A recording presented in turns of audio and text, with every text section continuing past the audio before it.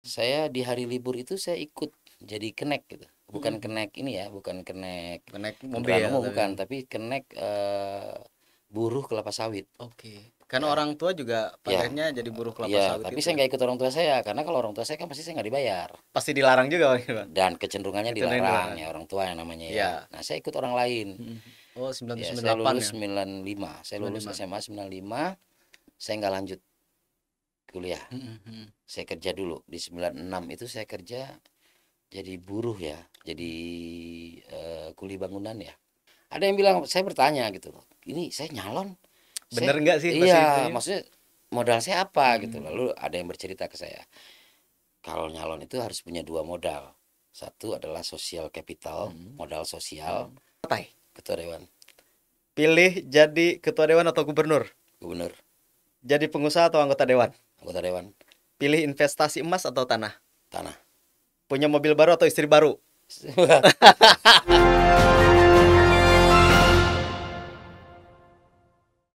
Assalamualaikum warahmatullahi wabarakatuh. Selamat siang, saya nyebutnya apa nih? Bang Sony aja. Bebas Andra boleh Bang saya Andra ya. Sony. Oke. Sobat Ekbis Banten, jumpa lagi dengan saya Rizal Fauzi, pembrandekbisbanten.com. Kali ini kita kedatangan tamu yang sangat spesial karena untuk mencuri waktu beliau ini sangat sulit ini. Jadi kita membutuhkan waktu yang lama sampai tiba di titik bahwa di depan saya sudah hadir Pak Andra Sony, Ya, Ketua DPRD Provinsi Banten sekaligus Sekretaris DPD Gerindra Banten. Partai Gerindra Provinsi Banten. Selamat siang Selamat Pak Andra. siang, assalamualaikum, Assalamualaikum. waalaikumsalam. Apa kabar hari ini? Alhamdulillah. Aktivitas masih padat. Ya insya Allah pasti.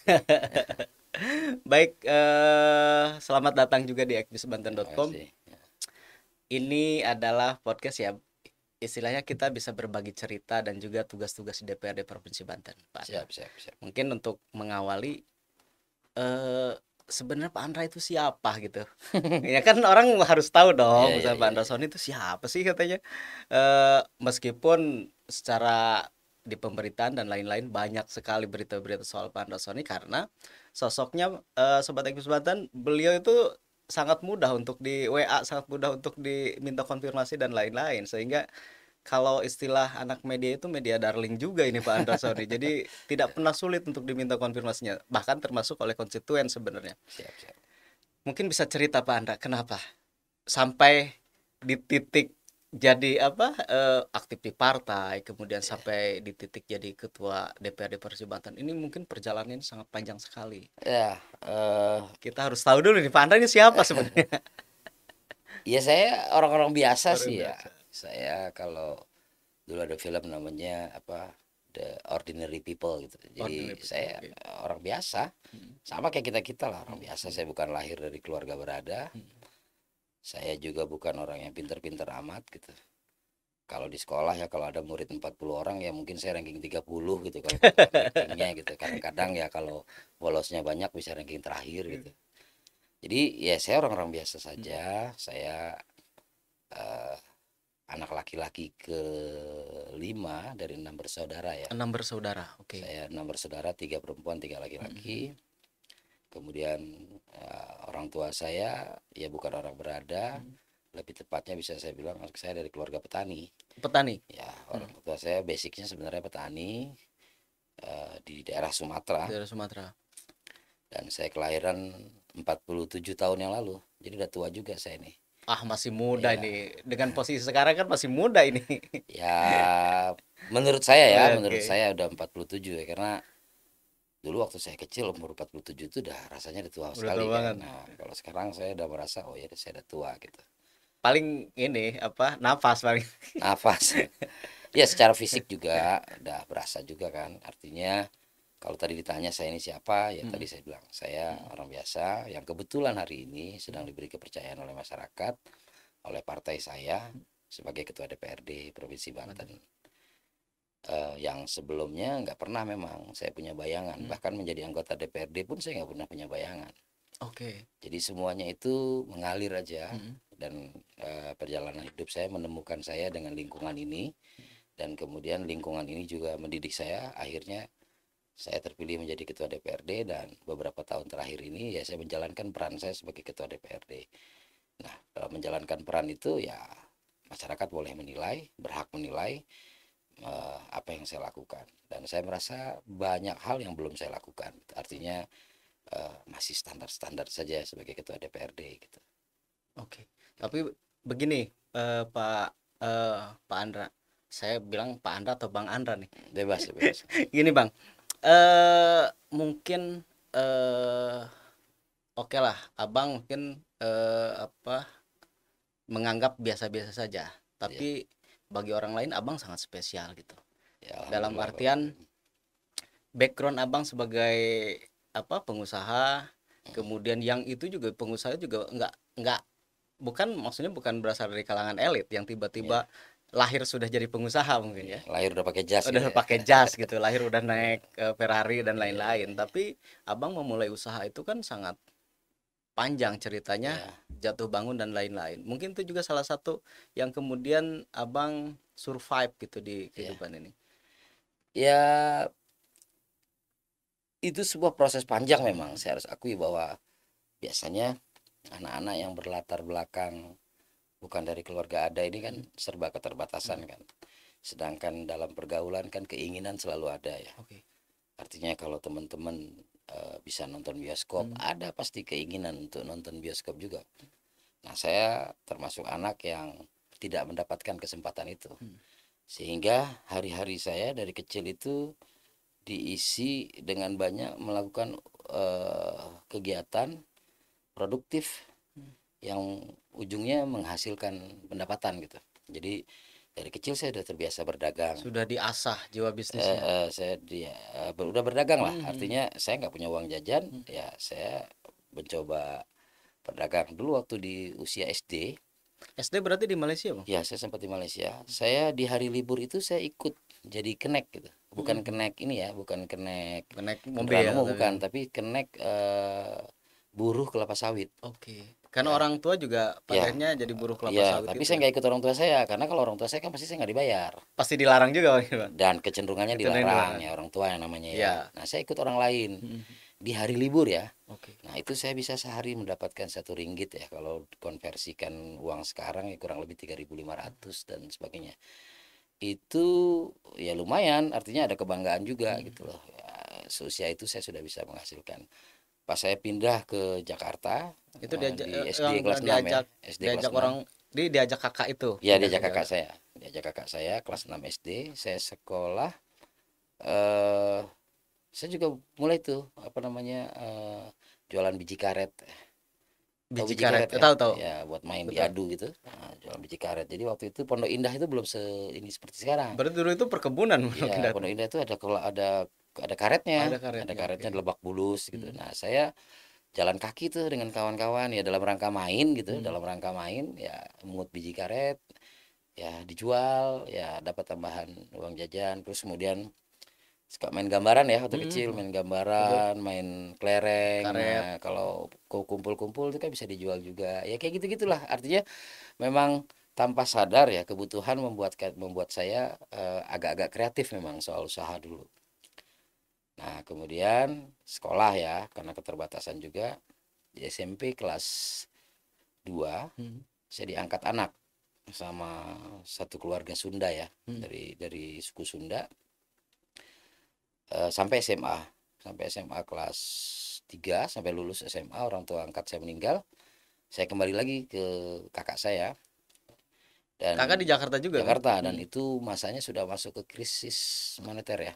Oh, Ya, saya 1998 lulus ya. 95, saya lulus 95. SMA 95, saya nggak lanjut kuliah, saya kerja dulu di 96 itu saya kerja jadi buruh ya, jadi kuli bangunan ya. Nah, 96 itu. 96 kuli bangunan, 6 bulan saya kerja sebagai apa namanya operator lift elevator. Oke. Ya, ya kalau teman-teman pernah ke Pecenongan, di situ ada namanya Red Top Hotel. Nah, saya di situ sempat 6 bulan tuh. Sempat jadi operator itu. Operator ya, operator itu dalam pengertian kita maintenance ya, yang Oh iya, maintenance, bersihin bersihin lift. debu apa. Nah, itu pernah saya jalankan. Nah, 6 bulan setelah itu saya terkumpul lah sedikit uang yang kemudian saya kuliah. hasil jadi Iya, kuli, hasil ya jadi sambil operator itu. nguli itu saya kuliah, tapi kuliah malam. Saya Oke. kuliah malam, satu semester, 97 sudah mulai krisis. Saya kehilangan pekerjaan, sehingga saya cuti. Baru kuliah satu semester saya cuti. Mm-mm. Saya diploma 3, ya D3. D3. Waktu itu ya, kalau Waktu itu kan sekarang D3 ya, lumayan juga Pak, ya D3 itu saya jurusan manajemen. manajemen. Lalu semester 2 saya cuti tahun 97 itu awal-awal Hmm. krisis. 98 saya dapat tawaran dari kawan untuk kerja sebagai messenger, kurir. Kurir. Nah, Oke. motor ya, pakai motor. Hmm. Nah, itulah kerjaan saya yang kemudian di pekerjaan itu beberapa puluh tahun kemudian saya jadi bisnismen di bidang itu. Itu yang kemudian apa? Hmm. Step atau step pertama untuk mengubah hidup tuh di situ. Ya proses ya, Prosesnya rangkaian ya, ya. rangkaian ya. Ya kalau dari mana Dari mana udah. titiknya kita nggak tahu ya. Oke. Artinya apakah dulu karena saya pernah nguli juga bisa jadi dari situ. Karena Hmm. kan di setiap saya beraktivitas, saya selalu punya kawan, punya teman gitu. Punya teman. Teman untuk bercerita, untuk sharing, untuk saling memotivasi lah. Hmm. Bahkan teman saya sama sesama kuli bangunan itu pernah menjadi dosen di salah satu perguruan tinggi teknik ya. Ya kami sama-sama tuh Hmm. nguli bangunan, saling motivasi, dia motivasi saya motivasi dia gitu loh, kurang lebih kayak Sesama gitu. kuli saling motivasi Ya saling akhirnya motivasi dan jadi dia dua-duanya. alhamdulillah saya mendengar terakhir beliau Heeh. itu sekarang jadi manajer di salah satu perusahaan bidang teknik ya. Bidang Memang teknik. dia Oke. spesialis teknik. Jadi saya meyakini bahwa sudah ditetapkan oleh Tuhan kita mau jadi apa dan bagaimana hidup kita itu sudah ditetapkan. Tinggal kita menjalankan aja. Oke. Gitu. Nah, ini menarik sekali, Bang. Hmm. Ini kan rangkaian yang penuh liku-liku sebenarnya, penuh Hmm. perjuangan. Kemudian sampai terakhir itu jadi kurir. Hmm. Nah, berapa lama jadi kurir? Dan apa yang kemudian membuat Abang, oh, saya nggak bisa selamanya nih jadi kurir, harus jadi pengusaha gitu. Oke. 98 ya, tepatnya 98. 98. 98 jadi saat orang demo-demo ya, Hmm. demo-demo tentang reformasi itu saya mahasiswa semester 3 lah hitungannya. Semester 3. Semester 3 ya. Terus kemudian dalam suasana demo tersebut saya kan nggak bisa aktif seperti teman-teman mahasiswa lain. Turun ke jalan kan Turun nggak ke bisa jalan karena karena harus saya bekerja. kerja dan kemudian saya memang tidak aktif juga di organisasi Oke. kemahasiswaan. Tapi dalam proses itu saya bukan hadir ya, saya sambil nganter itu ngelihat gitu, datang gitu ke tempat-tempat itu, bahkan sempat tuh di peristiwa Semanggi dan Hmm. sebagainya tuh ya nyaris-nyaris ngelihat orang kena peluru apa gitu. Saksi Jadi hidup saksi lah, mata lah ya, saksi saksi mata. mata lah Oke. bahwa memang perjuangan teman-teman reformis gitu Hmm, hmm, hmm. pada tahun itu ya luar biasa gitu, menghadapi bahaya, melawan apa namanya pemerintahan saat itu yang sangat berkuasa. Nah, 98 itu saya jadi messenger spesialis wilayah jauh. Wilayah Jadi jauh. wilayah jauh. Jadi ada tuh messenger itu dia bagian satu wilayah aja. Wilayah ya. Kalau saya ini bagian jauh, bagian siang. Bagian Oke. siang. Jadi ada barang datang dari Hmm, luar negeri, hmm, dokumen-dokumen. Nah, ini harus hantar hari itu. hmm, Lokasinya mencar-mencar nih. Ada hmm, yang di Jakarta Timur, Jakarta Barat, Tangerang. hmm. Nah, saya itu tuh bagian itu. Bagian Sapu jagat lah sapu istilahnya. jagat, Bagian sapu babat jagat. semua. Babat semua. Sehingga saya lumayan hafal jalan saya. Ya, lumayan Oke. hafal jalan. Nah, dulu di situ kemudian saya jadi messenger itu 98, 99 sampai 2000, Hmm, sampai tahun 2000. Nah, dalam perjalanannya saya namanya ngantar surat itu kan pasti ketemu orang ya, karena surat itu kan harus ditanda terima. nah, Nah, saya sering berkendala itu pas ujian.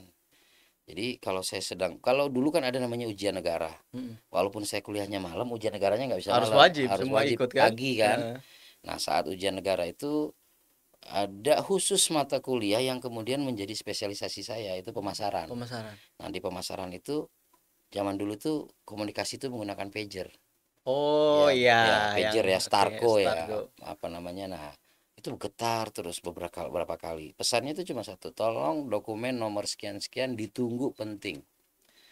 Nah, pada saat ujian Sebentar negara, lagi ujian. iya, dan saya tinggalkan ujian saya harus antar itu dokumen, dan kemudian saya nggak lulus mata kuliah itu, Pemasaran gitu. pemasaran tersebut.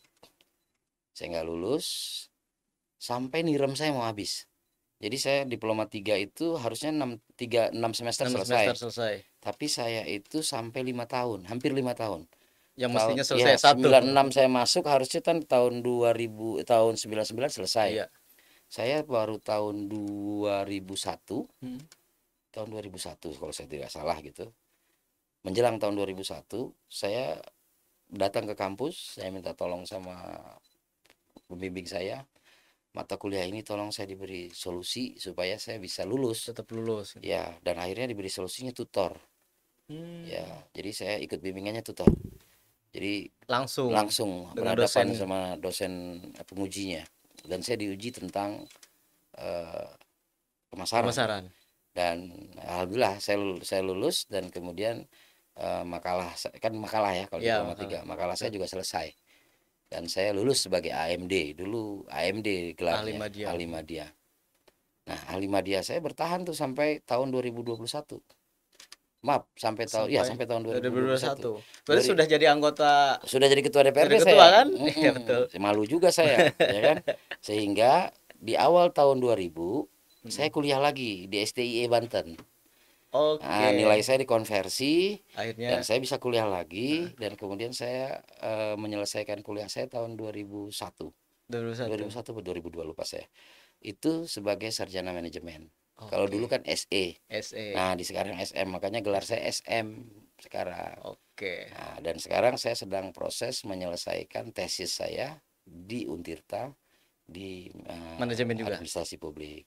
Jadi Manajemen. sebenarnya spesialisasi abang itu pemasaran, Ya, saya marketing. Saya marketing, sales. Saya sales. sales gitu. Nah, ini yang menarik kan sebenarnya kan ini persoalan marketing politik dan marketing produk juga sebenarnya tidak jauh berbeda, sama-sama memasarkan sebenarnya, Bang. Nah, apakah itu menjadi salah satu ketertarikan abang sebelum ke dunia politik, atau misalkan begini, ketika ada yang mengajak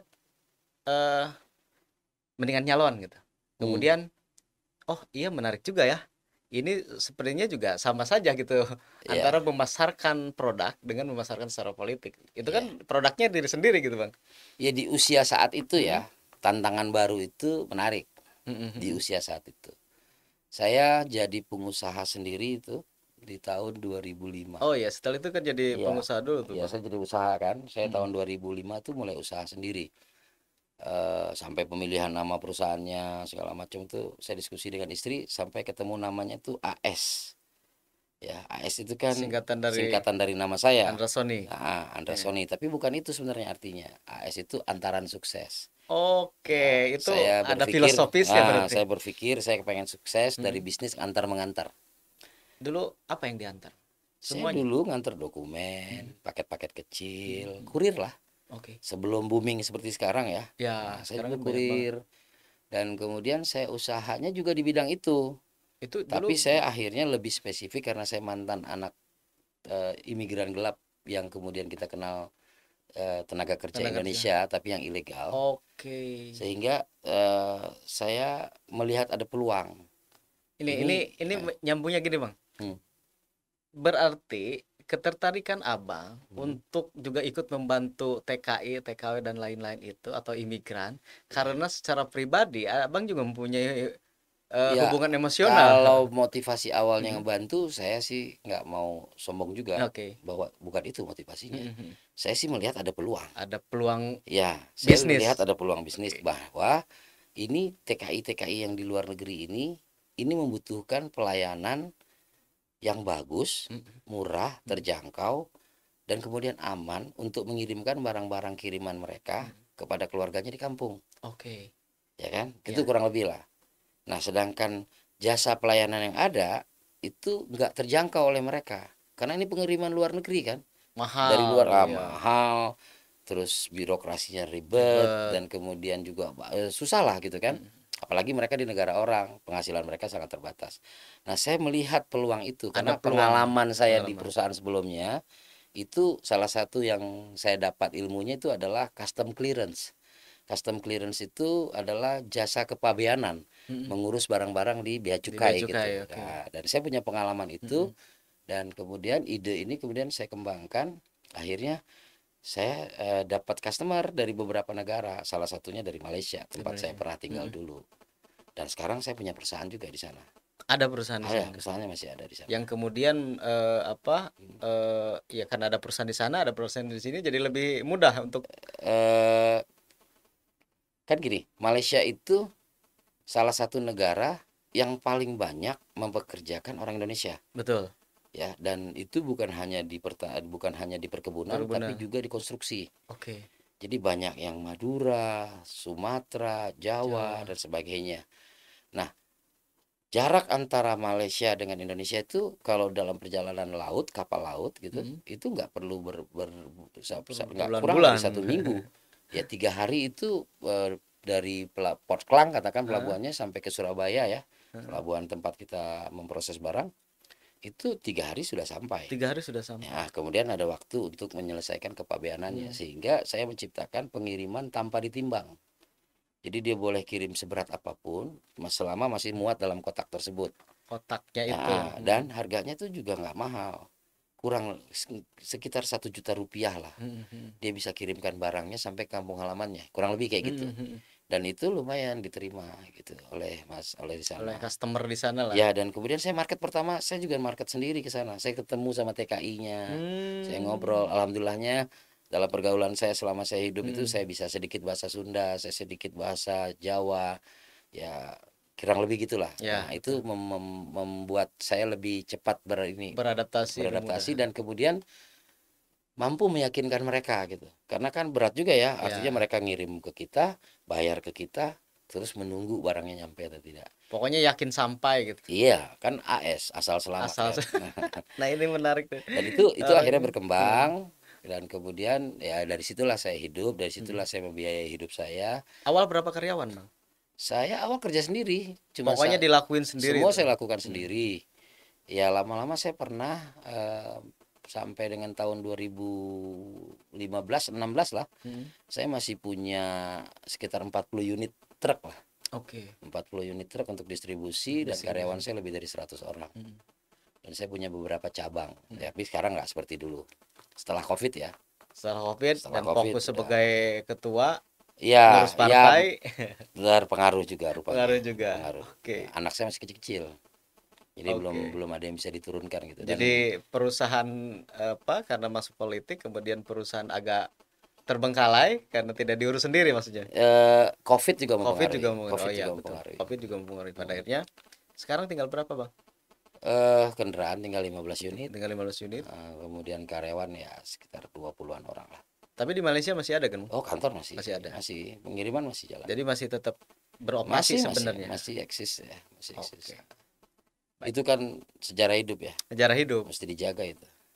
Karena orang akan mengingat Abang misalnya yang dulu-dulu akan mengingat Abang sebagai pengusaha gitu kan. Iya, Mungkin kalau sebagai ketua dewan ada limit iya ada waktunya. limitasinya. Di politik juga mungkin juga Ya ada pasang surut. pasang surut, tapi di perusahaan kan Abang owner gitu maksudnya. Ya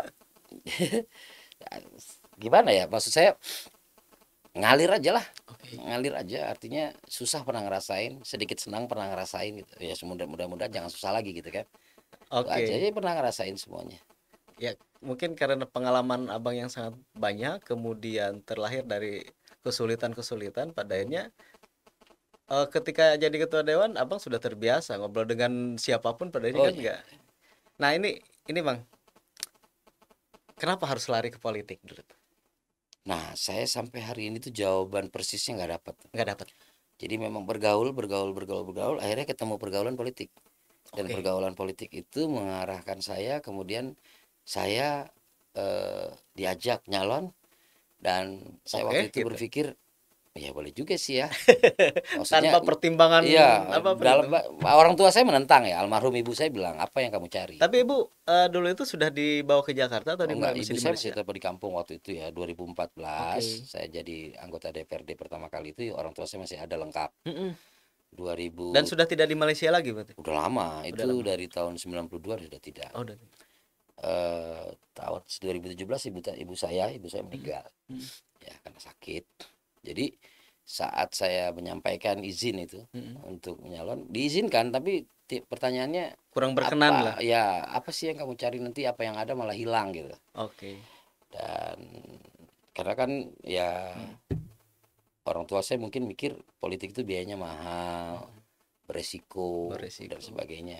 Tapi hari itu sih saya sih kepikirnya gini, waktu itu kan lagi ramenya pergantian presiden ya, Pak SBY habis. Oke, Ya, ya saya betul. pengen ikut lah gitu, Mm, mewarnai mm, gitu kan. Nah, waktu itu saya memilih Partai Gerindra gitu loh, karena saya memang kagum dan memang ini ke Pak Prabowo lah gitu oke. kurang lebih. Dan ya saya nyalon, kalau kata orang kalau mau ngebantu sekalian nyalon, ikut berjuang gitu loh. Mm, Jangan cuma sekedar relawan-relawan, kurang lebih gitu kan.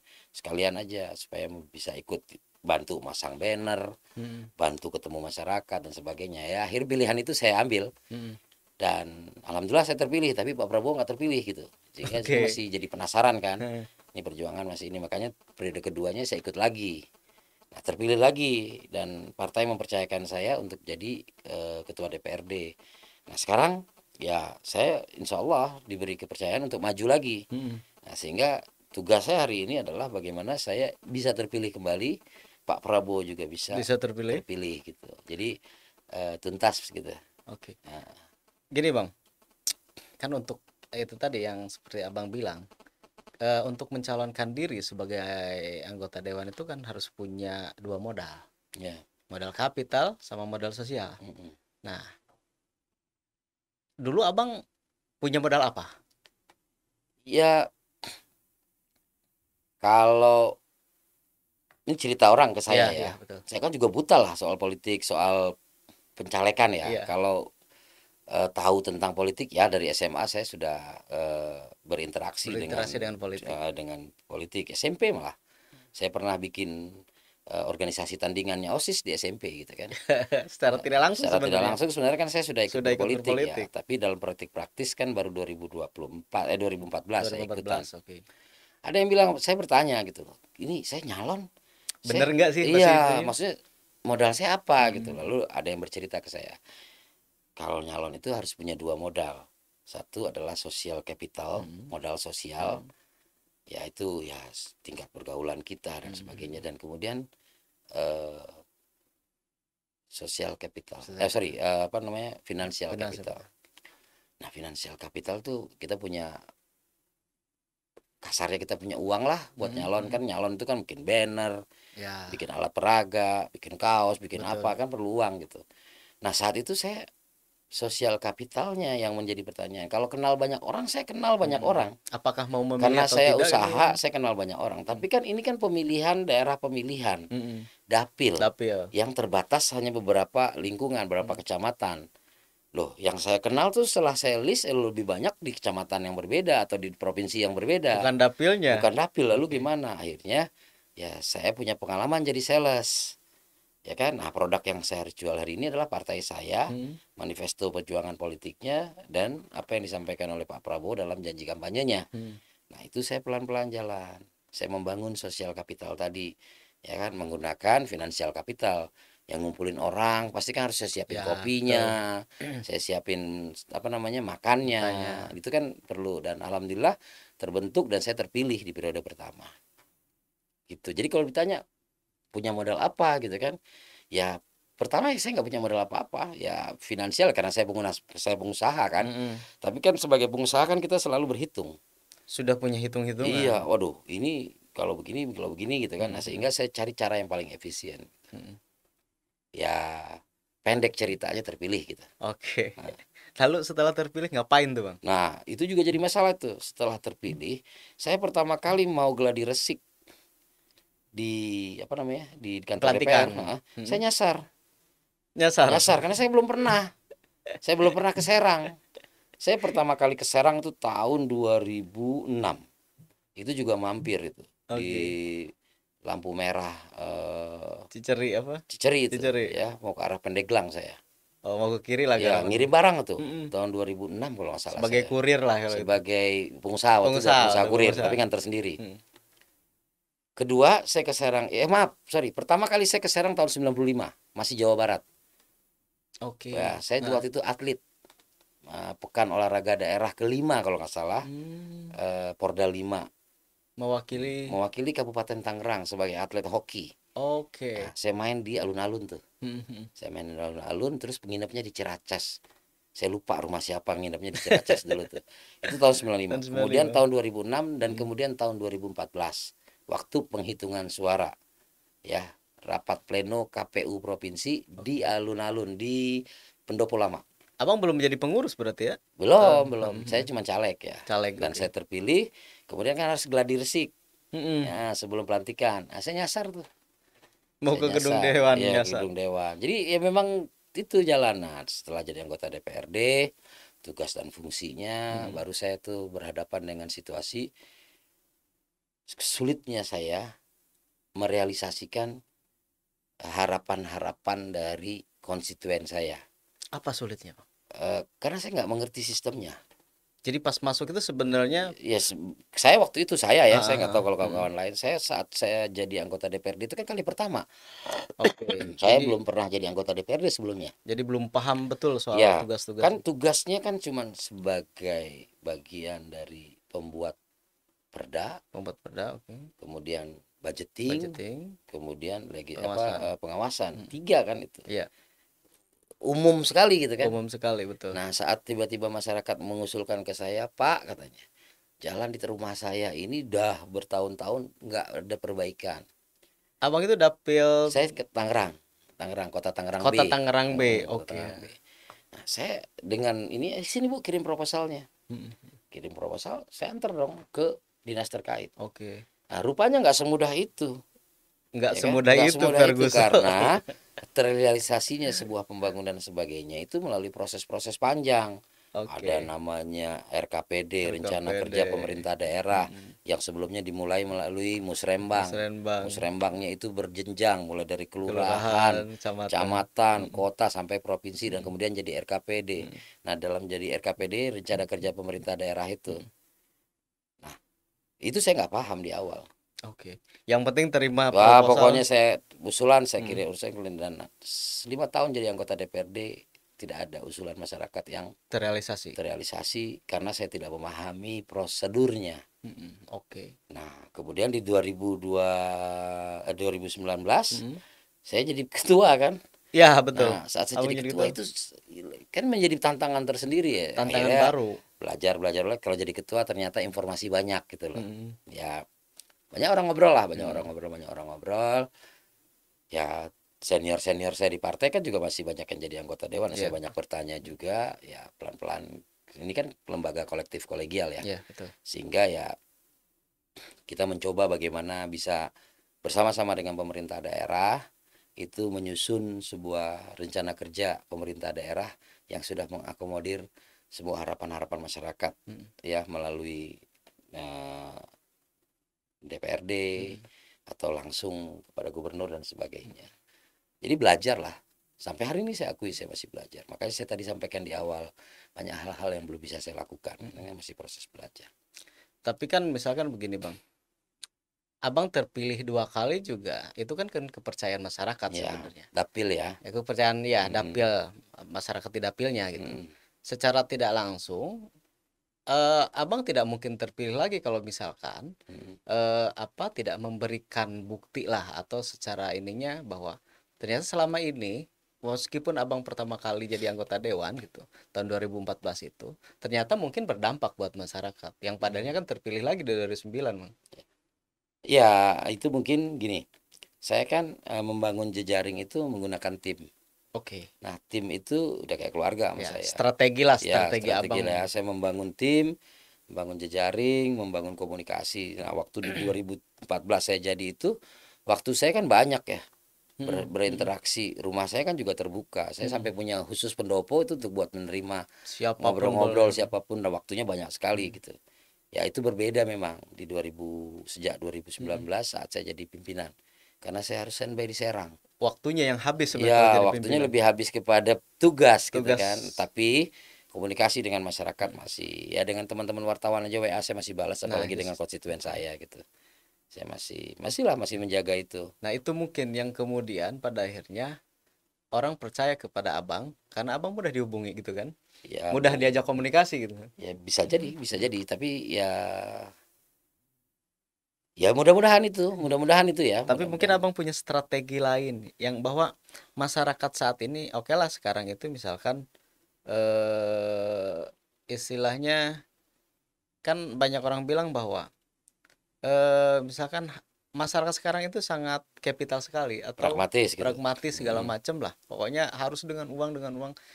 Menurut abang gimana? Benar atau tidak? Ya konstituen saya enggak gitu ya Oke. pasti. Konstituen saya enggak karena eh, ya saya sudah buktikan dua Mm-mm. periode ya, Mm. bahwa sentuhan, ya bahwa kita ini adalah sebagai wakil mereka, Mm. banyak mendengarkan mereka, itu justru jadi penguat Penguat. ya, Oke. dan bahkan mereka bergerak itu Mm. melebihi ekspektasi kita. Mm. Ya kan, saya kan nggak mungkin saya terpilih di periode kedua, di periode pertama 14.000 suara saya. 14.000. Ya, Itu di periode nggak besar nggak itu, besar itu. nggak besar untuk Untuk ukuran, Tangerang ya. untuk di dapil saya itu nggak Dapil besar, itu nggak tapi besar. memang kursinya saya dapat. Oke. Di periode kedua suara saya sampai 22.000 lebih. Ya, Peningkatannya peningkatannya luar luar biasa. biasa. Dan dari 6 kursi yang tersedia, Mm. saya juga bukan paling tinggi, ada yang lebih tinggi lagi, ada yang 26.000, ada yang Mm. 24.000, Mm. ya kan? Tapi dari situ sebenarnya ada grafik kan bahwa Ada peningkatan peningkatannya. suara Signifikan sebenarnya. signifikan sekali. Nah, pertanyaannya apakah besok bisa sama, bisa lebih atau berkurang? Nah, itu Ya, ini kan ujian juga buat diri ujiannya. saya. Sementara abang Saya selama lebih ini banyak lebih di lebih sini banyak kan. melaksanakan Iya. tugas-tugas ketua. Apalagi konon katanya gitu kan. Mm. Ketua DPRD itu di periode berikutnya suka nggak terpilih gitu.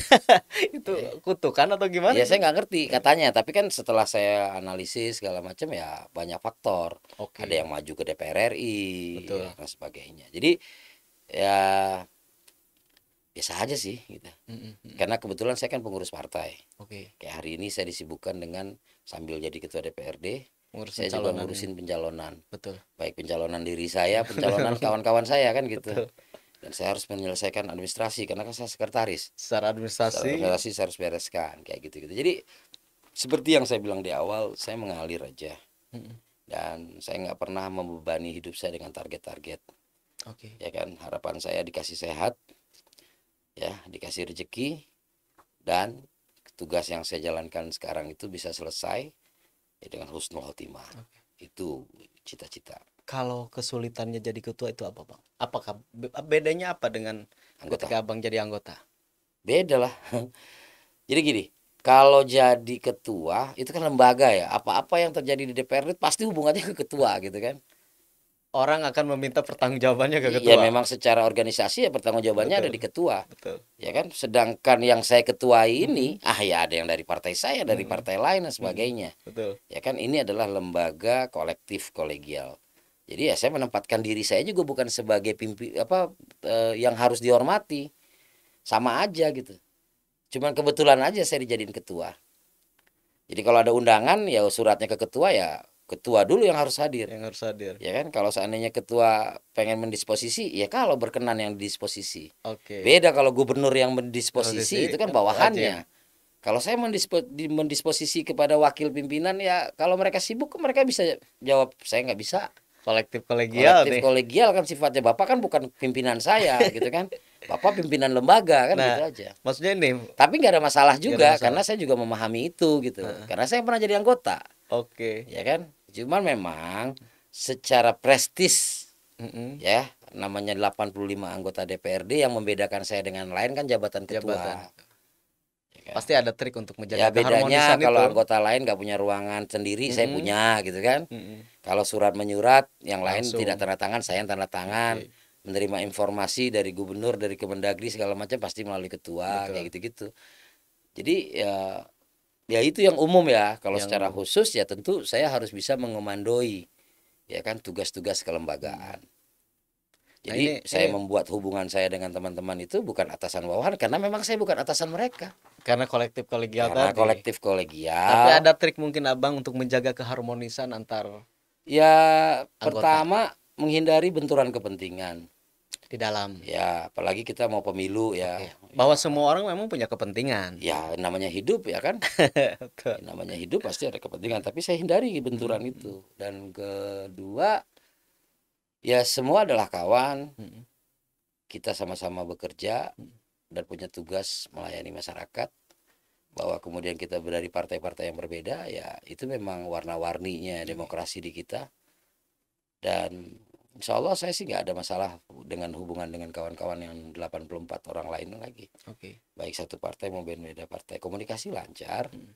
Ya kan, kalau ekspektasi ya pasti ya mungkin ekspektasi teman-teman, wah kan ketua harus begini ya, tapi itu yang saya posisikan tadi bahwa ini lembaga bersama, Mm. bukan lembaga saya sendiri. Bukan lembaga sendiri. Ya trik apa yang saya lakukan ya nggak ada trik ya.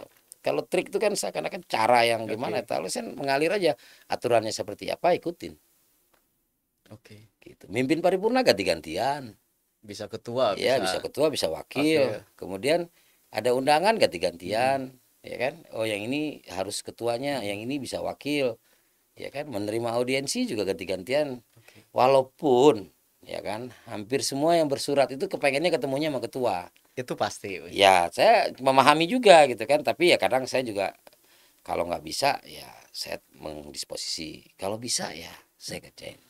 Oke, terkait tiga tiga kerja Ya legislatif tiga tadi ya, fungsi yang ya. tiga fungsi misalkan penganggaran, kemudian pengawasan, Hmm, termasuk misalkan legislasi ya, hmm, soal pembuatan perda dan lain-lain. ya. Misalkan soal pengawasan nih Bang.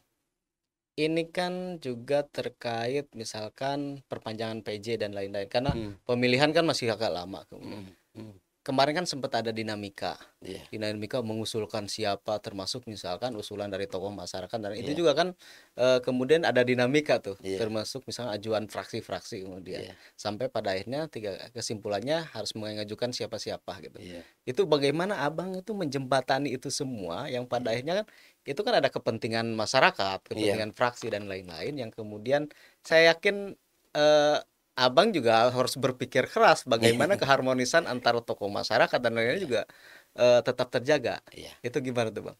Ya tadi saya bilang Hmm, ngalir ya. hmm, Saya menghindari apa namanya benturan kepentingan. hmm, Semua orang kan punya kepentingan terhadap oke, PJ. Karena apa? Kepentingannya pertama adalah ingin Provinsi Banten ini terus lebih baik. betul.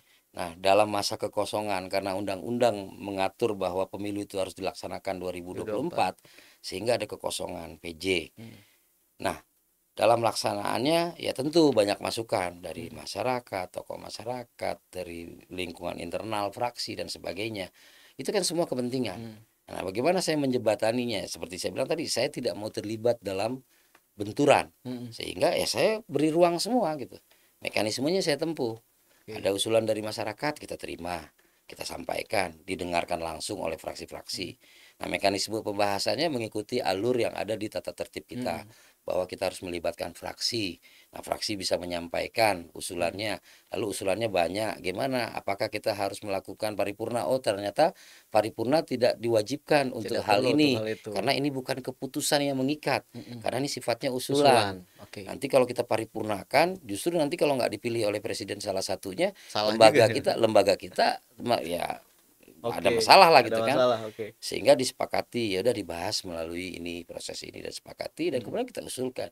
Nah, setelah kita usulkan, kita kan juga tahu bahwa ini hanya sebagai apa namanya bahan masukan hmm. kepada presiden, ya kan. Jadi keputusannya tetap di Tetap di presiden gitu. presiden, Nah, presiden kan punya parameternya, oke. dia punya ukurannya, alat ukurnya, Hmm, punya bin, ya hmm, kan, punya hmm, mendagri, punya segalanya lah, hmm. ya kan, untuk bisa mengevaluasi, ya kan, memotret wilayah dan sebagainya. Ya, lihat DPRD-nya gimana, lihat masyarakatnya gimana, segala macam gimana. Jadi kita menyadari posisi Hmm. itu. Jadi ya saya nggak pernah terlalu maju juga, tapi nggak terlalu mundur juga, kurang lebih gitulah. Yang penting ngalir aja, tapi sesuai Ngalir aturan. aja, sesuai aturan itu penting. Oke. Takut saya kalau nggak sesuai aturan. Tapi apa harapan Bang Sony nih, Nah, Bang Andra Sony, ke depan itu sebenarnya Banten itu harus gimana sih, Bang? Oke, cita-cita pendirian Provinsi Banten ini kan didasari sama keinginan luhur ya. Ingin kita bisa memaksimalkan ya pengelolaan Provinsi Banten untuk kemakmuran masyarakat Banten. Saat kita menjadi Jawa Barat itu kan terlalu jauh ya. Ya, betul. Artinya kita Secara urusan administrasi. secara apa namanya lokasi aja Kasih. kita harus ke Bandung dan sebagainya. Nah sekarang kan sudah dekat. Nah kita harus sesuai dengan cita-cita itu. Bagaimana kepemimpinan yang ada itu betul-betul bisa menerjemahkan keinginan itu untuk mensejahterakan Banten. Kita ini ada di pinggirnya ibu kota, penyangganya ibu kota. Mestinya lebih Mestinya maju. kita lebih maju daripada wilayah-wilayah lain. Oke. Ya, kita harus berhenti juga untuk berpikir mendahului Jawa Barat Oke. atau menyaingi Jawa Barat. Udah kita Betul. fokus ke kita aja bagaimana Banten itu tingkat penganggurannya semakin rendah sebagai kota yang merupakan kota industri, kemudian APBD-nya juga yang salah satu yang terbesar di Indonesia. Dan kemudian wilayah administratifnya juga kan nggak terlalu besar dibandingkan Jawa Barat dan Betul. lain-lain. Kita cuma punya 1.552 desa atau kelurahan, kita punya 155 kecamatan, kita punya 8 kabupaten kota, ya kita punya 1 gubernur. Mestinya ini lebih mudah mudah mengatur. dibandingkan mengelola Jawa Barat, ya lebih mudah dibandingkan mengelola Sumatera Barat, lebih mudah dibandingkan mengelola Papua dan sebagainya. Dan mestinya dengan segala yang kita punya gitu, APBD-nya lumayan besar, jumlah masyarakat, jumlah penduduknya, bonusnya kita jumlah penduduk besar. Ya harusnya kita juga mampu lah. Cilegon sebagai kota industri, Tangerang, Serang, ya kan, kemudian pertanian kita juga ada. Nah ini maksud saya kolaborasi kepala daerah di Provinsi Banten bekerja bersama-sama. Kemudian juga apa namanya semua stakeholder juga ikut bekerja sama memanfaatkan bonus-bonus ini untuk bisa mensejahterakan masyarakat Banten. Nah hari ini pengangguran kita berkurang, tapi secara akumulatif kita masih tertinggi di Indonesia. Ya, karena jumlah penduduk ya secara tapi kan kita harus melihatnya, jangan kan turun, bukan jangan lihat itu. Kita harus akui bahwa kita masih tertinggi. Betul. Ya kita masih tertinggi, jangan bermain-main dengan data. Udah kita tertinggi, akui kita tertinggi. Bagaimana kita bekerja untuk maksimalkan. Kemudian pengangguran terbesar itu adalah dari pendidikan SMA. Nah, ini harus jadi catatan kita. Lulusan SMA kita banyak yang nganggur. Kenapa kok nganggur? Ya kan? Kemudian kita mengklaim bahwa investasi di Provinsi Banten triwulan pertama sudah sekian puluh triliun. Dampaknya ya kan? juga apa? Manfaatnya apa? Ya kan? Dan segala macam. Ya itu kita harus sama-sama. Jadi ayo kita sama-sama bekerja buat masyarakat. Saya berharap siapapun ya pemimpin, apalagi PJ ini kan sifatnya administratif. Ya kan, hanya 1 tahun, ntar diperpanjang lagi 1 tahun. Kuasa itu adanya di rakyat udah. Bahwa kemudian banyak yang melakukan menyampaikan aspirasi segala macam, ya anggap itu sebagai masukan dari masyarakat. Ya kan, karena kalau seandainya nggak ada masukan seakan-akan kita paling hebat. Betul. Ya kan, nggak ada kritikan juga nggak bisa kita berkembang. Jadi masukan, dan saya melihat ya hal-hal ini sampai hari ini positif ya di Banten, bahwa dinamika di Banten itu terus itu menandakan bahwa Banten bergerak. Oke. Baik, Bang. Karena waktu itu juga yang memisahkan kita. Sebenarnya banyak sekali pertanyaan yang ingin saya tanyakan. Ya nanti Dan di luar nanti podcast lah. kita di luar podcast bisa bercerita. Terima kasih Sobat Ekvis Banten. Tapi sebelum selesai, ini ada sebenarnya Q&A. Jadi question and answer. Tapi harus dijawab secara cepat ini, Bang. Spontan ya. Secara cepat, spontan. Ini ada 6 pertanyaan. Tapi jangan banyak mikir, langsung jawab dengan cepat ini, Bang. Enakan jadi rakyat atau anggota dewan? Anggota dewan. Pilih jadi ketua dewan atau ketua partai? Ketua dewan. Pilih jadi ketua dewan atau gubernur? Gubernur. Jadi pengusaha atau anggota dewan? Anggota dewan. Pilih investasi emas atau tanah? Tanah. Punya mobil baru atau istri baru? Repot ya? Repot. Mobil baru. Mobil baru. Oke. Terima kasih Pak Ketua, Bang Androsoni sudah menemani. Pertanyaannya ngeri ya. Pertanyaannya ngeri sedap. Enggak. Ini sebagai intermezzo ya, saja. Intermezzo. Terima kasih untuk waktunya. Semoga kita ketemu dari podcast selanjutnya, dan mudah-mudahan memang harus ketemu ini, Bang. Ya, masih banyak pikiran-pikiran atau ide-ide Bang Androsoni yang perlu kita gali, perlu perlu menjadi inspirasi buat Inspirasi. masyarakat. Oke, Sobat Ekpis Banten, terima kasih untuk sore hari ini. Bang Sony, terima kasih. Iya, Bang Andra Sony, mohon sama-sama. maaf dengan sajian ala kadarnya. Terima kasih sudah Udah luar berkunjung biasa, ke luar Ekpis biasa. Banten. Mudah-mudahan lain waktu kita bertemu lagi. Siap. Assalamualaikum warahmatullahi Waalaikumsalam wabarakatuh. warahmatullahi wabarakatuh.